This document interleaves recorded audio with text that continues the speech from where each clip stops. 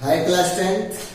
आज हम बात करने वाले हैं चैप्टर 10 सर्कल्स की और उसके अंदर हम बात करने वाले एक्सरसाइज 10.2 की। तो 10.2 में हमारा जो सबसे पहला क्वेश्चन है हम उसे देख लेते हैं। तो हमारे पास क्वेश्चन है फ्रॉम अ पॉइंट Q। कोई एक पॉइंट है Q जिसमें हमारे टेंजेंट का लेंथ है 24 सेंटीमीटर। अगर हम एक सर्कल ड्रॉ कर लेते हैं तो हमें बताया जा रहा है कि फ्रॉम अ पॉइंट Q, किसी Q पॉइंट से, Q पॉइंट सपोज ये है, तो हमारा जो सर्कल है उससे ये जो टेंजेंट ड्रॉ हमने किया उस टेंजेंट की लेंथ है 24 centimetre. And the distance of Q from the centre, और इस Q का डिस्टेंस सर्कल के सेंटर से है 25 centimetre. The radius of circle, ये जो रेडियस है हमारा, सपोज ये P है, तो हमें इस रेडियस की जो भी लेंथ है उसे फाइंड करना है। बड़ा ही आसान है। इसे करने के लिए हमें कुछ बात समझनी होगी और वो ये बात समझनी होगी कि OP is the radius of circle and PQ is the tangent। जो रेडियस होता है वो टेंजेंट पर हमेशा परपेंडिकुलर होता है, यानी OP परपेंडिकुलर हुआ PQ के। और अगर ये परपेंडिकुलर है तो यहां पर हम पाइथागोरस थ्योरम अप्लाई कर सकते हैं। और पाइथागोरस थ्योरम के अकॉर्डिंग जो सबसे लॉन्गेस्ट साइड होती है उसका स्क्वायर हमेशा अदर टू साइड्स के स्क्वायर के सम के बराबर होता है। OQ की लेंथ हमको 25 सेंटीमीटर गिवन है, OP की लेंथ हमको कैलकुलेट करनी है और PQ की लेंथ है 24 का स्क्वायर। ये हो गया हमारा 625, ये हो गया हमारा OP स्क्वायर, ये हो गया हमारा 576। नाउ OP स्क्वायर की वैल्यू क्या हुई फिर 625 से हमने 576 सब्ट्रैक्ट कर दिया तो हमारे पास आया 49। नाउ OP इज स्क्वायर गया, ये हुआ √49 और ये वैल्यू बाहर निकल गई तो हमारे पास आया 7। सो 7 centimetre is the length of radius. अब हम बात करते हैं क्वेश्चन नंबर 2 की। तो क्वेश्चन नंबर 2 में हमको ये डायग्राम गिवन है और बताया गया है कि जो ये POQ है ये है 110। हमें PTQ यानी ये वैल्यू जो है इसको कैलकुलेट करना है। तो इसको भी कैलकुलेट करते समय हमें ये पता है कि जो OP है वो क्या है, दिस इज रेडियस एंड, और जो PT है इज द टेंजेंट।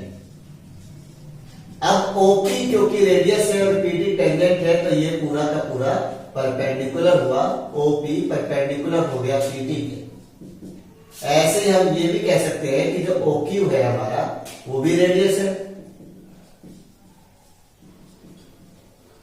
और जो हमारा PQ है वो हमारा टेंजेंट है। इसलिए OQ जो है वो भी हमारा PQ पर परपेंडिकुलर हुआ। तो इस तरह से ये वैल्यू भी 90 डिग्री हुई और ये वैल्यू भी 90 डिग्री हुई। अगर ये दोनों वैल्यूज हमको 90 डिग्री पता है और ये हमें 110 पता है तो हम फोर्थ एंगल को कैलकुलेट कर सकते हैं। कैसे? क्वाड्रिलेटरल के चारों एंगल्स का सम होता है 360 डिग्री। सो हम यहाँ अप्लाई कर देते हैं angle OPT plus angle POQ plus angle OQT plus angle PTQ is equal to 360 degree. OPT is 90 degree,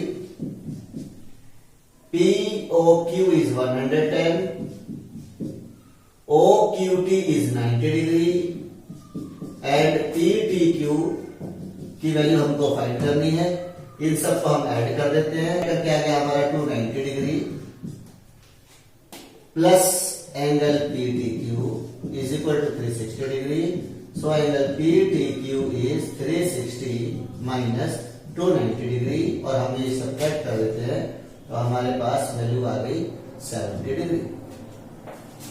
अगर हम बात क्वेश्चन नंबर 3 की करते हैं तो इसमें हमको गिवन है कि P A and P B from a point P to a circle with centre O are inclined to each other at angle of 80 degree means this is circle and these are the two tangents, one is PA and other is PB, and they are inclined with each other at 80 degree. Now this is the center from which we join two radiuses OA and OB. Now what we have to find? Angle POA. POA. We have to find this angle. अब हम इस angle को कैसे find कर सकते हैं? हमारे को तो ये पूरी की पूरी वैल्यू 80 डिग्री है, तो हम इसके लिए सबसे पहले इन दोनों ट्राइंगल्स को कॉन्ग्रुएंट कर देते हैं। हम लिखते हैं in triangle OAB and triangle OBP OA is equal to OB. Why? They are radiuses of the circle.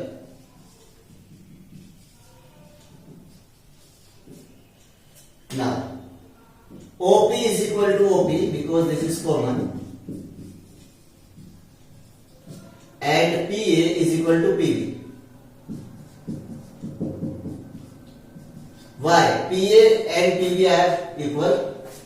We knew that if any tangent drawn from external point to the circle, then the length of the tangents are equal.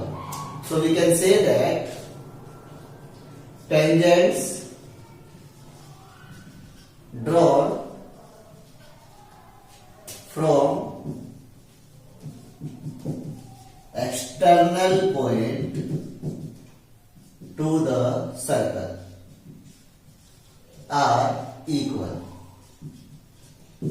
Therefore, triangle OAP is congruent to triangle OBP by the law of SSS. So, these both angles are equal. Angle OPA is equal to angle OPB. और अगर ये दोनों के दोनों angles equal हुए तो 80 के half of हुए तो दोनों एंगल हमारे 40 डिग्री के हो गए। सो ये एंगल भी हमारा 40 डिग्री का हुआ, ये एंगल भी हमारा 40 डिग्री का हुआ।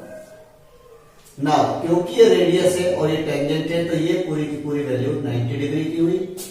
OA is the radius and PA is the tangent. Therefore, OA is perpendicular to PA. So, in triangle OAP, angle OAP plus angle OPA plus angle POA is equal to 180 degree. तो अगर हम इस पूरे के पूरे triangle में चले तो OAP हमारे पास 90 डिग्री का है, OPA जो हमारे पास 40 डिग्री का है और POA जिसकी वैल्यू हमें फाइंड करनी है जिसको हमने ऐसे ही लिख दिया इज इक्वल टू 180 डिग्री। इन दोनों को जोड़ा हमने किया हुआ 130 plus angle POA is equal to 180 degree और एंगल POA की वैल्यू आई 180 माइनस 130 इज इक्वल टू 50